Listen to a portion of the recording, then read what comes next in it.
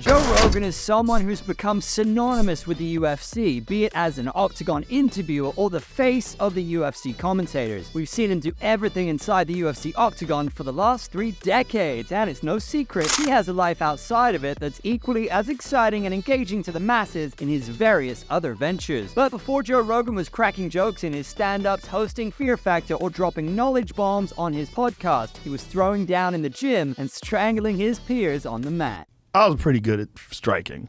And there was also like, if I got a hold of him, if I grab him, he's dead. What's up, MMA fans? Buckle up because we're about to spill the tea on Joe Rogan's secret life as a fighter. We look at his fighting style and find out how good he was in the cage or on the mat. But before that, let me welcome you back to Sportskeeda MMA. Here we dive deep into all things inside the MMA bubble. Subscribe to our channel and hit the bell icon so that you do not miss out on any of our content. Let's go. Joe Rogan. He might be named Joe, but he ain't an average Joe. If being a stand-up comedian, UFC commentator, and successful podcast host wasn't enough, Joe Rogan also has a couple of black belts. Yes, he could literally kick your lights out. An incredibly dedicated practitioner of martial arts, Joe holds a black belt in Taekwondo. To top that up, he has a black belt under Eddie Bravo's 10th Planet Jiu-Jitsu, a style of no-gi Brazilian Jiu-Jitsu, and a black belt in gi Brazilian Jiu-Jitsu under Jean-Jacques Machado. The former Fear Factor host is also training karate, wrestling, Muay Thai, and boxing. Always dealing with new kids, and I wasn't big, and I didn't know how to fight, and I got picked on, and I didn't like it. So I said, I want to figure out how to fight. And so I started getting into martial arts. People generally think of him as the guy cracking jokes or breaking down the latest conspiracy theory, but before all that, he started out as a fighter. In his childhood days, Joe was training day in, day out, grinding in the gym, and soaking up every bit of knowledge he could get his hands on. Martial arts event. 8 of the deadliest fighters in the world will meet in a no-holds-barred combat to determine who is the ultimate fighter. Those were wild times in MMA. Back in the 90s, MMA meant no holds barred or everything goes. It's crazy to even think about that period now. The UFC wasn't the polished mainstream organization it is today. Rather, it was like the Wild West of fighting. No weight classes, hardly any rules. Just 2 dudes locked in a cage, ready to go to war. It feels like the Stone Age of MMA. Folks, let me tell you, practicing martial arts is one thing, but stepping into a cage has a whole different vibe. You need to have something crack up there to even think about doing it. He may not have been the biggest or the strongest, but he had a solid technique, and most importantly, he wasn't afraid to go toe-to-toe with anyone. So now that we know he had the skills, let's talk about his fights. I kickboxed, and I mean, if anybody looks at my record, I had 3 kickboxing fights, and I don't know how many Taekwondo fights. A lot. Probably 100. What was your record? I don't know. I had 2-1 in kickboxing. I lost my last kickboxing fight, but as far as Taekwondo, I have no idea. I won the Massachusetts State Championship 4 years in a row.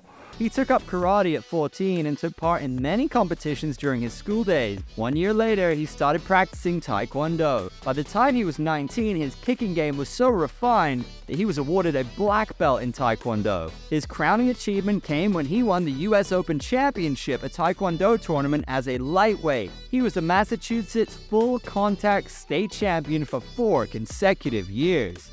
I was pretty good at Taekwondo. I won a bunch of state championships and won a few national tournaments. He also had 3 amateur kickboxing fights in which he had a record of 2-1. He's especially known in the martial arts world for the power of his kicks. Did you forget the viral video where he knocked his opponent out cold with a spinning back kick?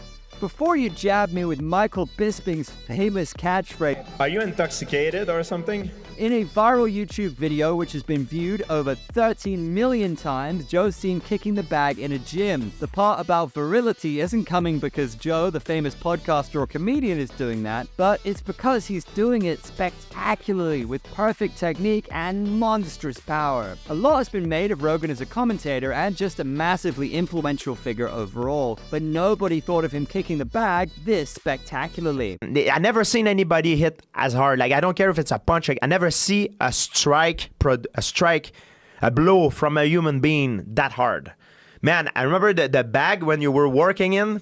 it was a freaking hole almost in the bag. It was like a curves in the bag, like with your footprint in it. I'm like, it's completely insane, man. First, you see his foot make contact with the punching bag, and then you hear the smack. No untrained person wants to be kicked by Joe Rogan. Fight fans, subscribe to Sportskeeda MMA, and don't forget to press like for more videos like this from inside the MMA world. Pause for a moment, hop onto the YouTube search bar and search for a video of Joe teaching GSP the same technique. I'm for real, guys, GSP was in the gym with Joe, and Joe showed him a spinning back kick technique. The side kick was so awesome it blew George St. Pierre's mind. He was shocked. Something new that you haven't seen before. Like, how the f did he do that? And then you have to go back and watch it again.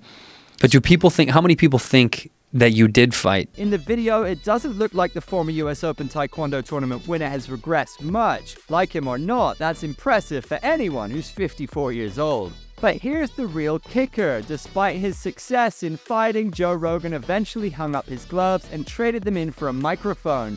He became a successful stand-up comic and host. Later in the late 90s, he took that microphone and started working with the UFC as a backstage and post-fight interviewer. Well, if you ask him about sharing his passion for martial arts with the world, that's been the greatest adventure of them all. Fighter yourself, aren't you? Well, I was, at one point in time. Now I'm just Well, he never went inside the octagon as a fighter, but he had plenty of skills to hold his own in there. So let's break it down. Could Joe Rogan really fight in his prime? The answer is hell yes. He was a trained martial artist with skills for days. You might be thinking, was he a knockout artist like Conor McGregor or a submission specialist like Damian Maia?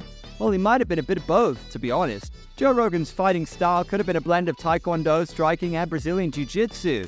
He could strike with the best of them thanks to his Taekwondo and karate backgrounds, and he could wrap you up like a python with his sublime BJJ skills. Just like a Swiss Army knife, versatile, unpredictable, and always ready to adapt to any position in the game. Although Joe has never competed in MMA, his combat abilities are highly admired by the MMA community. We might have seen his talents inside the UFC against Hollywood action star Wesley Snipes. I was supposed to fight him. Really? Yeah, I was supposed. Wesley Snipes was about to go to jail for taxes, and they were trying to figure out a way to make money. So the story goes, Wesley Snipes allegedly owed over $20 million to the IRS in outstanding taxes. To get a big payday, Wesley called out UFC commentator Joe Rogan in 2010. Wesley, a prominent martial artist who showcased his skills in movies like the Blade trilogy, reportedly has a 5th degree black belt in Shotokan karate and a 2nd degree black belt in Hapkido. Yeah. I was training twice a day,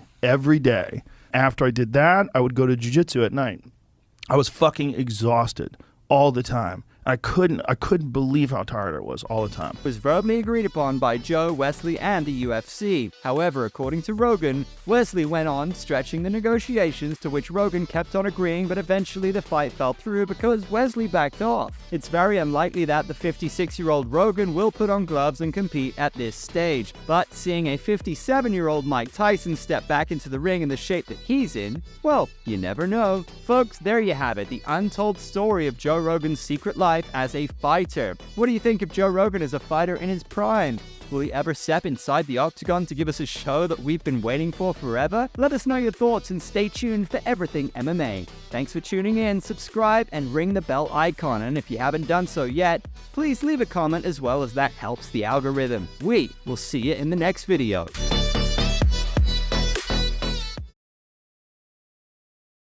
Are you intoxicated or something?